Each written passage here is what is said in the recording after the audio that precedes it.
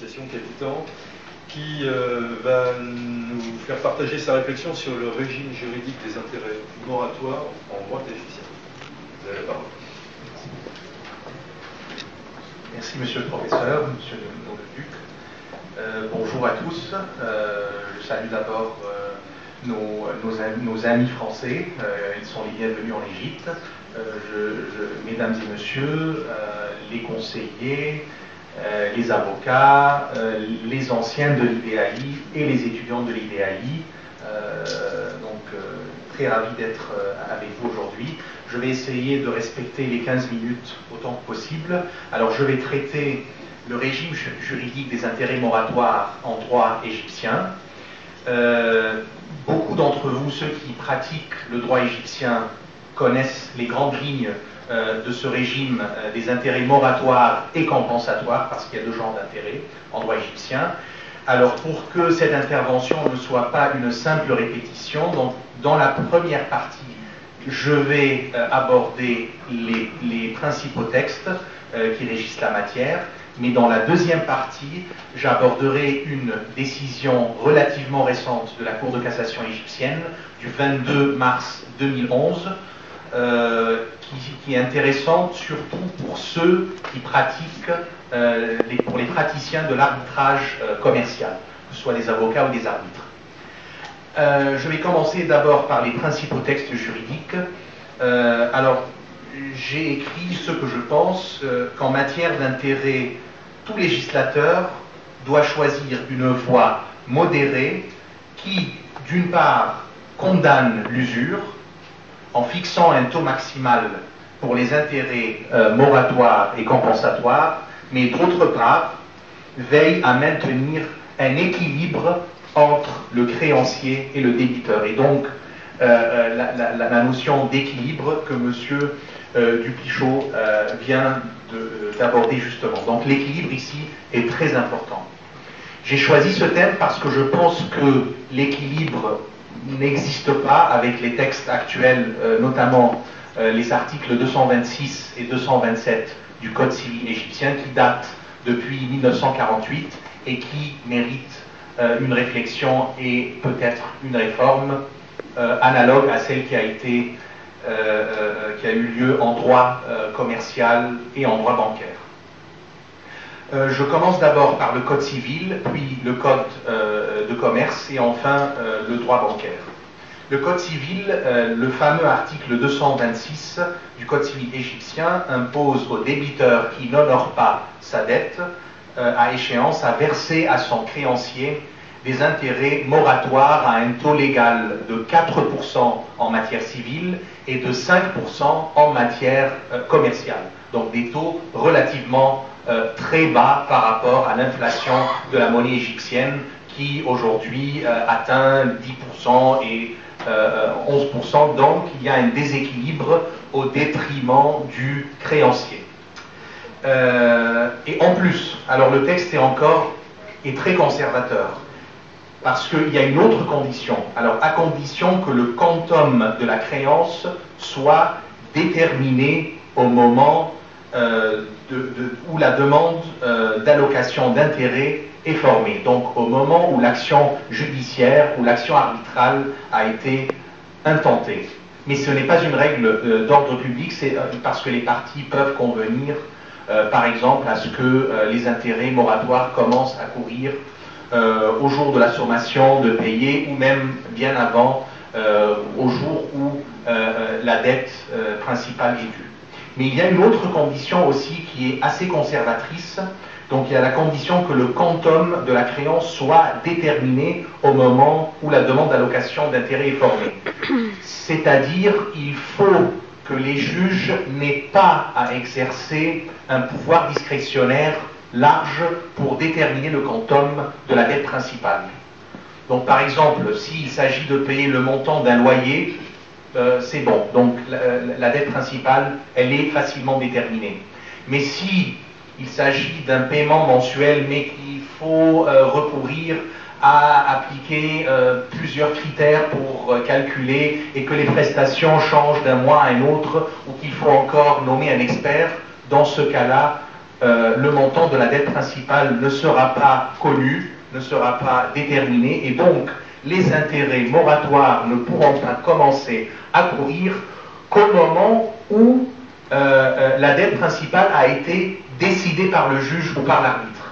Et donc, c'est à compter de la décision judiciaire ou à compter de la décision de la sentence arbitrale que les intérêts moratoires vont commencer à courir.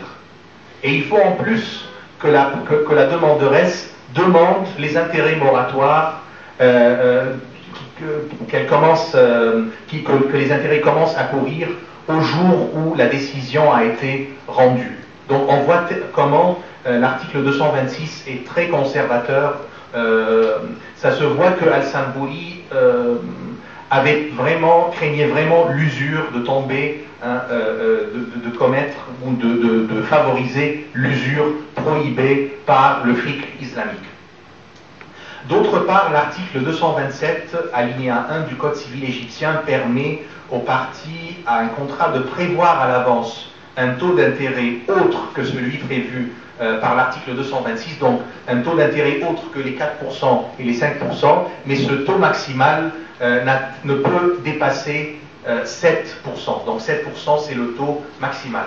Donc il s'agit d'un taux maximal pour les intérêts moratoires et les intérêts compensatoires. Alors les intérêts moratoires, il s'agit d'un retard du paiement d'une dette, donc une dette qui n'est pas honorée au moment où elle est due, mais les intérêts compensatoires, au contraire, ce sont les intérêts qui incombent le débiteur en contrepartie de sa jouissance d'une somme d'argent. Je vais vous donner un exemple, un contrat de prêt.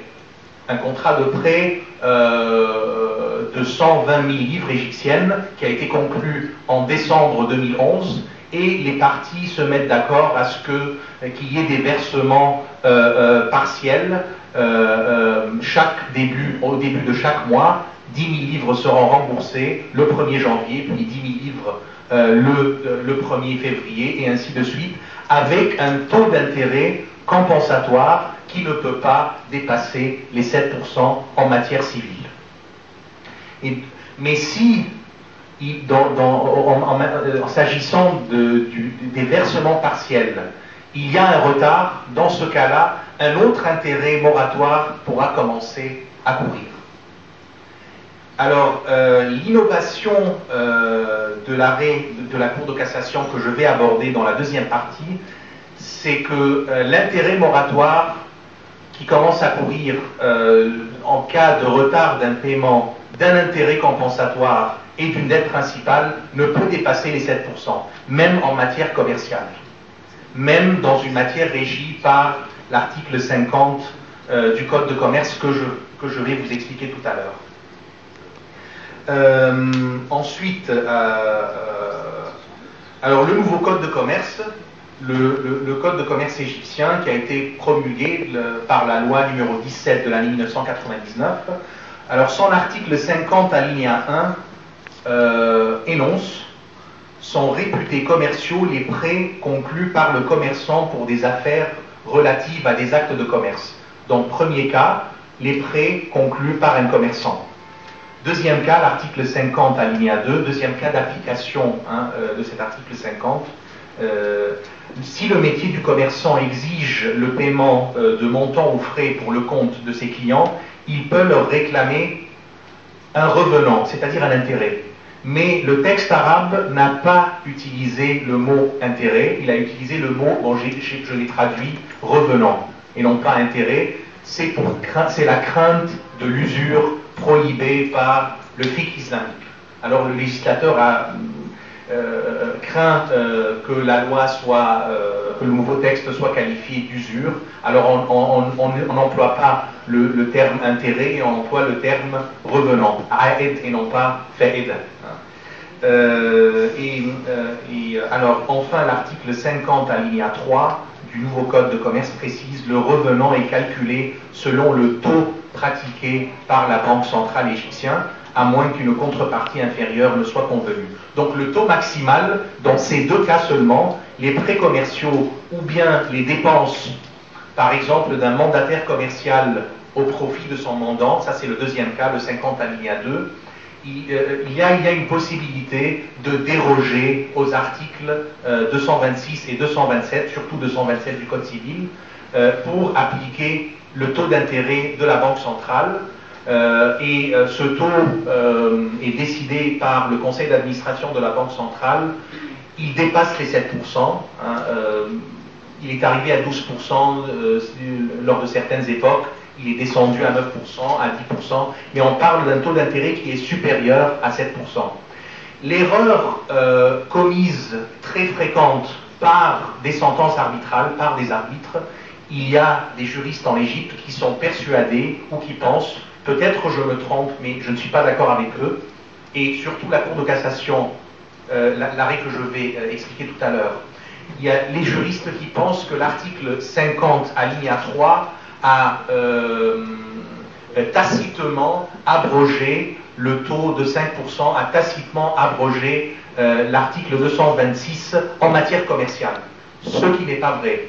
L'article 50 alinéa 3 ne s'applique que dans deux cas, les deux cas prévus par son alinéa 1 et 2, et il régit les intérêts compensatoires et non pas les intérêts moratoires. Donc ça, c'est très important. C'est ce qu'a expliqué la Cour de cassation dans son arrêt du 22 mars 2011. Troisième texte, le droit bancaire. Le droit bancaire, depuis la loi numéro 120 de l'année 1975, a donné à la Banque centrale égyptienne un pouvoir en matière de prêt bancaire. On n'est pas seulement en matière commerciale, mais nous sommes ici en matière de prêt bancaire. La Banque centrale avait la possibilité de déroger aux articles 226 et 227 en matière de prêt bancaire depuis 1975. Parce qu'on ne pouvait pas plafonner les taux d'intérêt créditeurs au seuil de 7%. La Banque centrale pouvait ordonner ou autoriser l'application de taux d'intérêt supérieurs à 7%. Aujourd'hui, avec la loi de 2003, la loi numéro 88 de l'année 2003, le système bancaire est devenu très libéral et l'article 40 alinéa 1 de la dite loi accorde aux banques une liberté totale quant à la fixation des taux d'intérêt sur les opérations bancaires qu'elles effectuent en fonction de la nature de chaque opération sans qu'elles ne soient liées par les taux maximaux et les dispositions prévues par d'autres lois pour déroger aux articles bien sûr 226 et 227. Alors, deuxième partie de mon intervention, c'est l'arrêt de la Cour de cassation du 22 mars 2011. Cet arrêt est rendu à l'occasion d'une affaire qui a fait l'objet d'une sentence arbitrale. La sentence arbitrale a appliqué l'article 50 alinéa 3 du Code de commerce en tant qu'intérêt moratoire et non pas en tant qu'intérêt compensatoire, et sans vérifier les deux cas de l'article 50 alinéa 1 et 50 alinéa 2. Il s'agissait d'un contrat de gestion d'hôtel et non pas d'un prêt entre commerçants ou de dépenses d'un commerçant en faveur de son client. La Cour d'appel du Caire, qui a une politique de faveur envers l'arbitrage, a considéré que l'application de l'article 50 alinéa 3 n'est pas contraire à l'ordre public égyptien et a considéré que les articles 226 et 227, surtout 227, le taux d'intérêt fixé par l'article 227, le taux de 7%, n'était pas d'ordre public.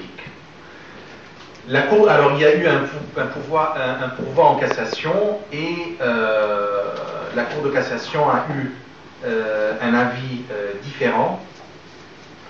Alors la Cour de cassation a décidé, alors elle dit, attendu que la sentence arbitrale a condamné le recourant à des intérêts moratoires au taux pratiqué par la Banque centrale, que le taux maximal des intérêts moratoires en matière commerciale, selon la jurisprudence de cette Cour, est d'ordre public. Donc, la Cour de cassation a précisé que le taux de 7% de l'article 227 et d'ordre public. Donc, c'est pour cela maintenant, et même la Cour de cassation a imposé au juge d'annulation de contrôler la décision de l'arbitre quant à son application du taux maximal des intérêts moratoires dans le cadre de son contrôle de la conformité de la sentence à l'ordre public égyptien. Donc ça, c'est une décision qui est importante, que les arbitres doivent respecter et doivent prendre en compte, même si personnellement je la trouve déséquilibrée et peut-être défavorable, ou certainement défavorable aux créanciers, et qui incite le débiteur à être retardataire et à ne pas honorer sa dette à temps. Et donc l'intervention du législateur égyptien est attendue, sachant que le Code civil égyptien a rarement fait l'objet de modifications depuis 1948. A été modifié, je pense, en 1957, si je ne me trompe pas, et très récemment, à l'occasion d'un texte sur la prescription en matière d'impôt qui a été déclaré inconstitutionnel. Mais sinon, le Code civil égyptien est presque intouchable et on doute qu'on puisse penser à réformer le Code civil égyptien pour des raisons peut-être politiques. Et la crainte de la non-conformité du test de l'article 2 de la Constitution égyptienne qui impose que les principes de la charia, que les lois soient conformes aux principes de la charia islamique, pas aux dispositions de la charia islamique, mais aux principes généraux de la charia islamique, et surtout que ce texte ne s'applique pas aux lois antérieures à 1981. 1980, pardon.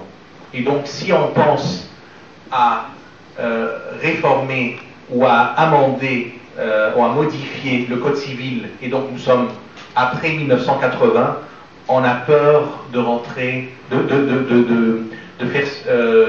d'exercer ce test et de changer l'harmonie du Code civil égyptien, qui est un mélange homogène entre l'ancien droit, donc le droit français et le fiqh islamique et le droit comparé et la jurisprudence égyptienne antérieure à 1948. Et je vous remercie et j'espère que j'ai pu respecter les délais.